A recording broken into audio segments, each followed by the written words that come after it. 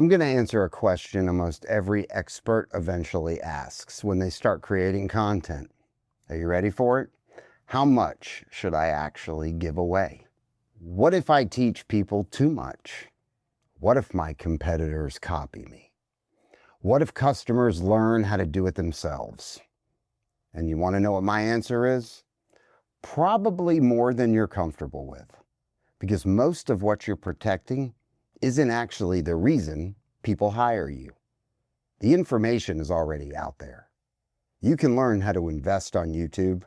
You can learn how to sell a house. You can learn how to replace a roof. You can learn how to run Facebook ads. And with AI, a lot of people are just kind of phoning it in, letting AI do these things. But at the end of the day, you can learn how to build a website, or you can use AI to build a website.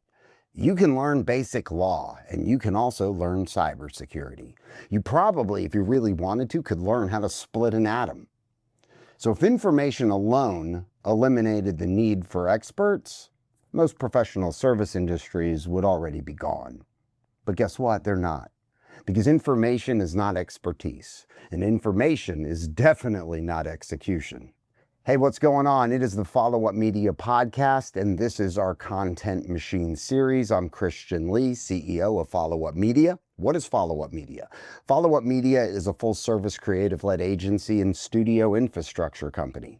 We handle our clients' content creation, distribution, execution. We have 4 studios in the Atlanta area and expanding. But essentially, we are a full-service agency, and we handle traditional marketing, and we handle modern day marketing in the attention economy. We're also an AI agency and a sonic branding agency. And you might go, okay, slow down. You guys are wearing a lot of hats. Yeah, we wear a lot of hats and we fill a lot of roles, but we don't do it by wearing multiple hats at the same time. We actually have departments and divisions, and we have the best of the best heading up those departments and divisions, which is why we are able to, be so broad in our services and in our delivery. But today we're going to talk about what you should teach, what you should protect, why businesses hide way too much, and why your willingness to educate may actually become one of the greatest competitive advantages you have. You see, last episode we opened what I call the expertise vault. We talked about any industry, any business, the amount of unrecorded, undocumented content you have within your company at your disposal at any given moment, at any given day. And we talked about all the valuable information trapped inside your company, in your sales calls, in your customer questions, objections, case studies, meetings, processes, successes, failures, also years of experience, and we talked about documenting all of it. But once you start documenting it, another question immediately shows up. Okay, Khristian, now what? How much of this do I actually put online? And that's legitimate, right? Because you don't want to give away your secret sauce. Because if you spent 20 years learning something, the idea of giving it away for free can kind of feel insane. You paid for that knowledge, sometimes literally, sometimes through mistakes, sometimes through years of experience. So today we're going to separate knowledge from competitive advantage, because they are not the same thing. So let me start by telling you something that's going to hurt your feelings. Most of your secret sauce can already be found on Google. YouTube videos, Reddit discussions, AI answers, books, podcasts, the locks fall off. Businesses love the phrase secret sauce. Our proprietary process, our methodology, our unique approach, our system. And sometimes that really does exist. There are absolute trade secrets, proprietary technology. There are formulas, algorithms, pricing models, confidential data, and processes you should protect. I'm not suggesting Coca-Cola publish the formula for their Coke products tomorrow. But for most service businesses, the thing you think is secret is probably not that secret. Let's use marketing. Could I sit here and tell you how we think about YouTube? Absolutely, and we do. I can tell you that you need a clear thesis. I can tell you long-form content creates depth. I can also explain repurposing, and I can teach you how to think about titles, thumbnails, retention, SEO, distribution. You could take notes on every episode of the series. Does that mean tomorrow morning you suddenly have follow-up media? Fuck no. Because knowing what to do and being able to execute it consistently, two different things. Let's use a contractor. A contractor can explain exactly how a kitchen remodel works. The demo, the electrical, plumbing, cabinetry, countertops, on and on and on and on. Does the homeowner now want to spend 4 months managing 15 subcontractors? A resounding hell no, he doesn't. If anything, the homeowner now understands why the contractor charges what they charge. Education increased value. It didn't destroy it. A financial advisor. An advisor can explain diversification, asset allocation, risk, compounding, retirement planning, trusts, all that. Does that mean the client suddenly wants to become their own portfolio manager? You guessed it. No. That's why they're talking to you in the first place.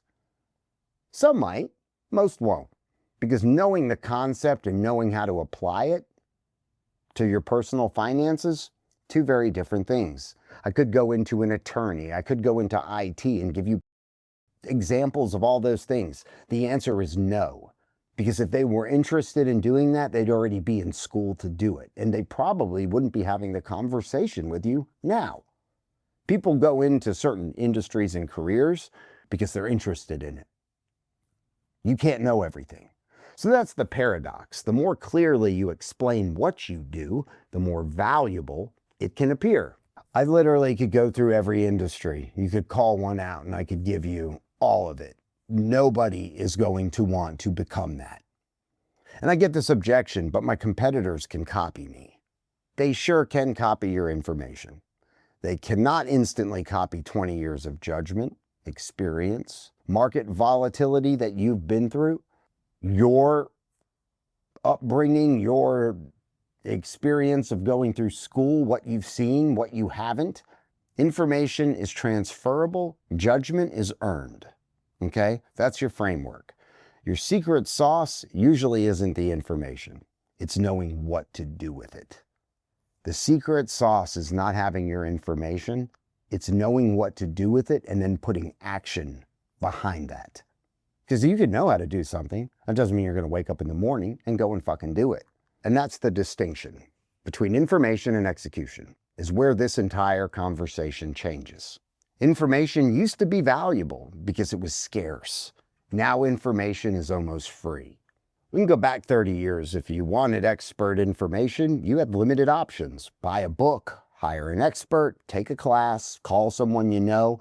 Information kind of had friction.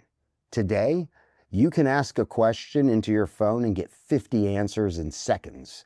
AI takes it even further. So the competitive advantage of simply possessing information is absolutely disappearing. That doesn't mean expertise is disappearing. It means the value is moving up the chain. And that's the critical distinction. Let's say you want to lose weight. There is no shortage of information, of some gym rat telling you what he did or what he knows. And it doesn't have to be a gym rat. It could be a trainer, it could be a wellness coach, it could be anybody who just eats right. Because everybody's got an opinion. You could have information for the next 10 years to consume. There's just no shortage of it. Eat better, move more, sleep, manage calories, lift weights. You probably knew most of that already. Why do trainers still exist? Because execution is hard. And people, self-motivating, sometimes is even harder. Accountability matters, customization matters, judgment matters. Now move that into business. You can search, how do I negotiate a commercial lease? There are guides everywhere. Does that make an experienced commercial real estate attorney worthless? Of course not. Because what happens when Clause 7.3 just so happens to conflict with Clause 11? What happens when the landlord changes the economics? What happens when the market changes? And what happens when your particular deal has risk that the generic article never considered? That is where expertise lives. The internet can tell you what usually happens. Experts help you figure out what should happen here. That's why businesses need to stop protecting basic information, because it's like gold. Basic information has been commoditized. Judgment has not. Experience hasn't. Context hasn't. And execution will never. Those are the things you sell. I'm going to put something on the screen. This is the expertise pyramid. Level 1 is information. What is true? Level 2 is process. How is it generally done? Level 3 is judgment. Which option makes sense here? Level 4, experience. What have we learned from doing this repeatedly? And level 5, this is where wisdom comes in. What do we know that isn't obvious until you've lived through it? The lower you are on this pyramid, the easier it is to copy. The higher you go, the more differentiated you become. Simple. The internet owns information, you own judgment. If your business advantage disappears because someone watched a 3-minute video, you never had much of an advantage. So now we can answer the real question. What should you actually give away? Here's the simplest rule I can give you. Give away the what. Give away the why. And be very generous with the how. What, why, how? There's an old marketing idea that says, give away the what. You're going to sell the how. I can say that I think that's outdated. Today, you should probably give away a significant amount of the how-to, because audiences are smarter. They expect substance. If all your content says, here are 5 reasons cybersecurity matters, call us to learn how, it's not really education. That's an advertisement pretending to educate. Show them something. Teach them. Walk them through the thinking. A realtor could explain exactly how they prepare a listing: photography, staging, pricing strategy, market analysis, open house strategy, the negotiation. Give it away, because the buyer still doesn't have your network, your judgment, your local market experience, and your negotiation skills or your time. A financial advisor can explain how diversification works. They can explain asset classes, risk. They can even explain how they think about rebalancing. The client still needs personalized analysis, execution and monitoring, accountability and judgment. At Follow Up Media, I can tell you exactly how we think about content. I can tell you how we structure shows, how we create clips, how we think about YouTube, and how we build content systems. That's easy.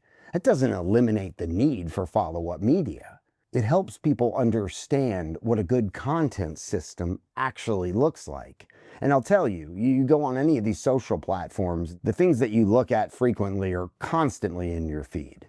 And I get marketing companies that are, I guess you would say, competitors of ours in my feed every time I opened up a platform, like constantly. So I get to look at what other people are doing. There's a million people out there, but that doesn't mean they're going to execute like Follow Up Media will. And I guarantee you they won't.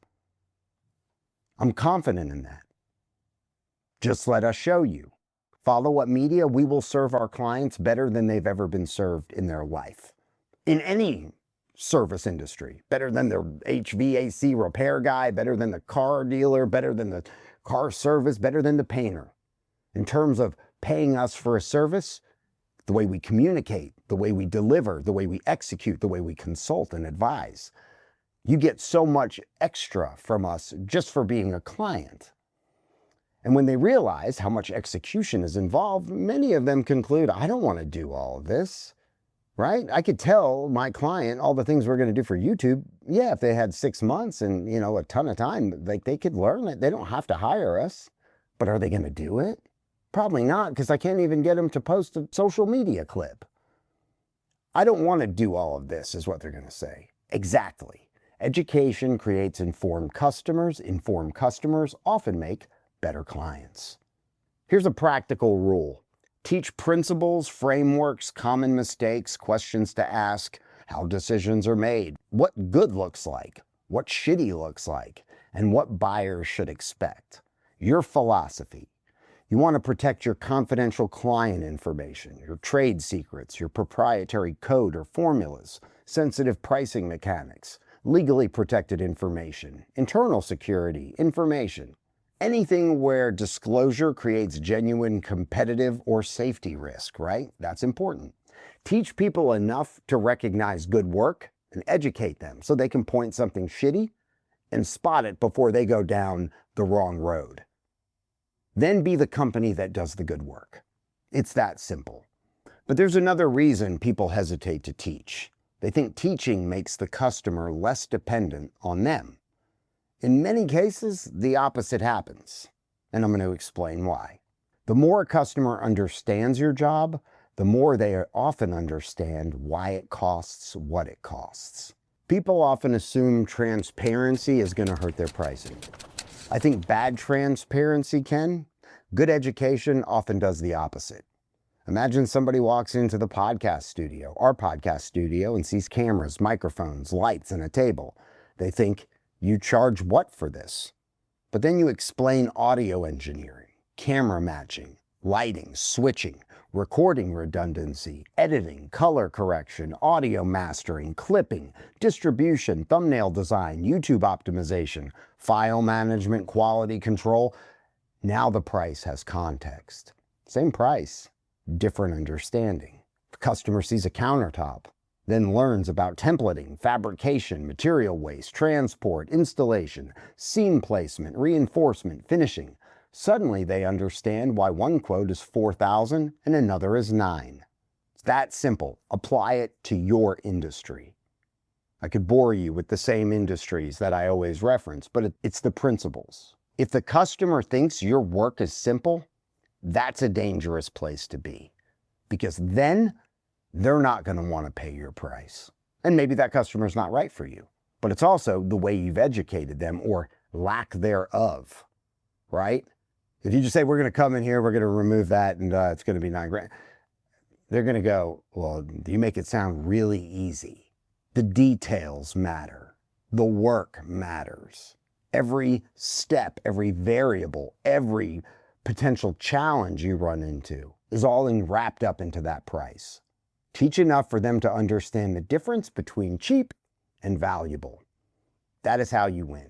And here's an objection, but won't educated customers challenge us more? Yes.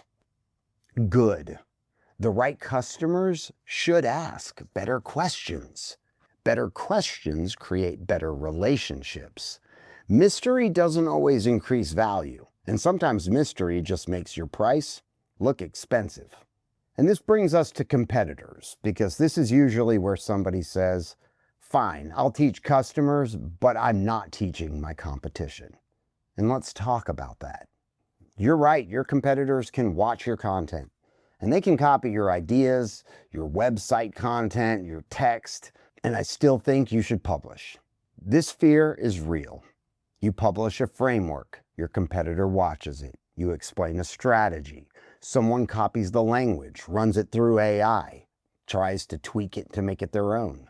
You launch a concept, and 2 months later, somebody else is talking about it, maybe with a stronger marketing push than you. Welcome to fucking business. If something works, it gets copied. The question is whether copying the visible part gives them the actual advantage. And I'm going to tell you, usually it doesn't. Because someone can copy a restaurant recipe. Can they recreate the restaurant? If they have the ability to, the financial funding, the actual motivation to execute the team, can your competitors recreate your sales team? I mean, maybe. They could try to maybe poach them. Someone can copy your website in about 2 seconds with AI. But can they recreate your reputation, your Google reviews? Someone can watch this entire series. Can they recreate years of building studios, producing clients, handling clients, making mistakes, learning what works, hiring teams, fixing disasters, and doing it repeatedly? Probably not. And if they can, good for you. Because guess what? This world is big enough, especially in my industry. There are enough people that need us. There's room for more. And I welcome that competitive edge, because without competition, clients and customers wouldn't know good from bad, right? And sometimes I got to deal with that. Sometimes they've been burned so many times that, even in the meeting, they're thinking, okay, expectations are low here. We're probably going to get somebody that starts strong out the gate, and then it's going to start trailing off. Communication trails off, deliverables trail off, okay? But then once we deliver, and they're like, wow, this is a whole nother level than what I've ever experienced before. Differentiator. They can't copy how you get there. They can copy the answer. They can copy the roadmap. They can't copy our evolution, our leveling up, our journey as a company, as a person, whatever. And something else is going to happen when you're the one consistently teaching. You become associated with the idea, and that matters. The market tends to remember the person who teaches consistently, not every person who repeats it afterward. So the risk of hiding may actually be greater than the risk of copying. Because while you protect your ideas, somebody else is educating your customers. And whoever educates the market, it often gets positioned as the authority. I could go through the real world examples, industry by industry. I'm just not even going to do it, because let that last few sentences sink in. It matters. Your biggest risk isn't that the competitors steal your ideas. It's that they steal your audience while you keep your ideas hidden because you think you have a secret sauce, or you think you have a secret that you don't want others to copy. And in that time of you sitting there holding on to something, guess what? Now you've lost competitive edge. You've lost customers, and someone else has gained traction. And once you stop worrying so much about your competitors, you can start thinking about the audience that actually is going to matter. And that's your future customer and your current customers. One of the best things your content can do is teach your customers how to evaluate companies like yours, like us. Very simple. This is one of my favorite forms of thought leadership, and I'm not a big fan of the word thought leadership, even though I find myself saying it because it's kind of an easy description to kind of, you're a leader, right? Whatever. Teach the customer how to judge your industry.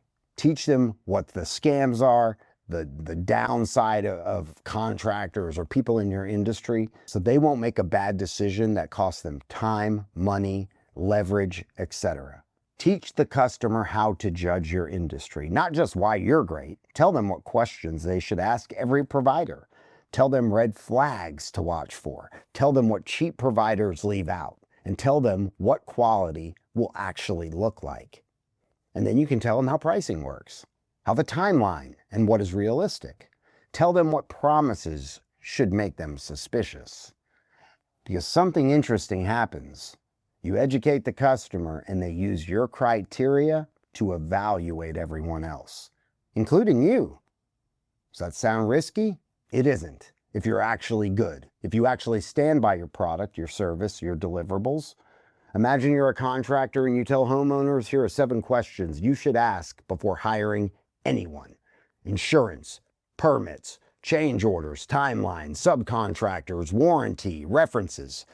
Now every competitor gets evaluated against your framework. 5 questions to ask anyone before trusting them with your retirement. 6 questions to ask an attorney before you sign a representation agreement. These are all moments that separate you because most people won't do that. Most companies won't do that. The highest level of marketing isn't telling customers why you're better. It's teaching them how to recognize what's better, what's true, what's false. Without false information, you wouldn't be able to recognize true information. If your content only contains facts, AI will replace you. That's a fact. 1,000. Information is now abundant, as I've said. Opinion is scarce. That's becoming incredibly important because if all your content does is define things, explain basic concepts, repeat information anybody can get online from anywhere, you are useful, but you're not necessarily memorable. Being a leader requires judgment. This is what I believe. This is what I've learned. This is where our industry gets it wrong. This is what I do. This is what I wouldn't do. That is what makes the content yours. If you take real estate, staging can help sell homes. Fine. Thought leadership, most sellers overstage homes because they decorate for themselves instead of removing friction for buyers. Now we have a viewpoint, right? Now there's a lens. All right, and here's an objection. But what if people disagree? Good. Thought leadership without disagreement is usually just information. You don't need controversy for the sake of controversy, but you do need a point of view. If everything you say is universally agreeable, you probably aren't saying very much. And people are not going to really hold value to what you're saying. And that brings us to the final question, okay? How do you know where the line is? When have you taught enough? Those are good questions. And here's the line I want you to remember. Give away the map. Sell the guide. Give away the map and you sell the fucking guide. Very simple. I love when you think about maps and road maps, and I use it, all the time with clients. If we bring this back to episode 7, you opened the vault, right? All your content, you started documenting questions, processes, stories, mistakes, experiences, and now you're asking, how much do I share? My answer? Share enough to make them smarter. Share enough to remove confusion. And you want to share enough to demonstrate judgment. Share enough to define what good looks like. That is being generous, right? Share enough to help someone who may never hire you.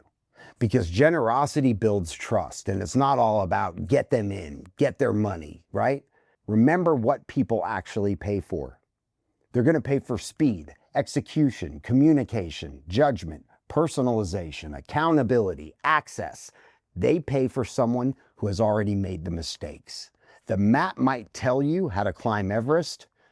You still probably would want a guide. A YouTube video can explain a legal process. You're probably going to still want an attorney. A podcast can teach investing. You're going to want to pay for an advisor.